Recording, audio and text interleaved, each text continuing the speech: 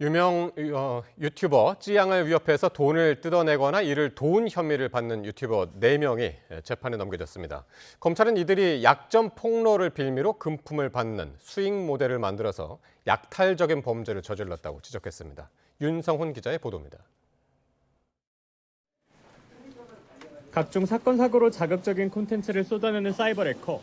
유튜버 구제혁과 카라큘라는 과거를 빌미로 찌양을 협박했다는 의혹이 일자 강하게 부인했습니다. 분명히 말씀드리겠습니다. 저는 찌양님에게 공갈 협박을 한 사실이 없습니다. 저는 결코 찌양님을 협박하여 돈을 갈취한 사실이 없습니다.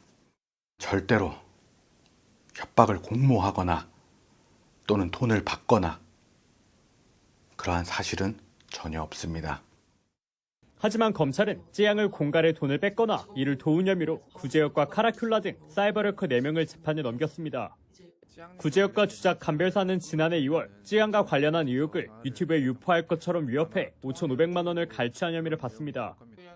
특히 구제혁의 경우 탈세 의혹을 폭로하겠다며 찌양을 또 협박해 찌양에게 지인 식당 홍보 영상을 강제로 찍게 한 것으로 조사됐습니다.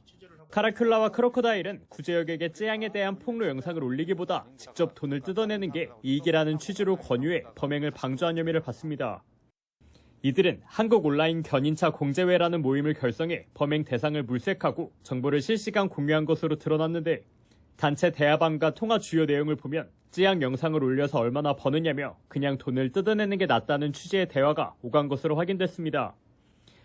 2억은 받아야 될 것 같다는 등 얼마를 받는 게 좋을지 얘기를 나누기도 했습니다. 검찰은 이들 중 일부가 찌양 사건 이전부터 유사한 범행을 모의한 정황도 발견됐다고 밝혔습니다.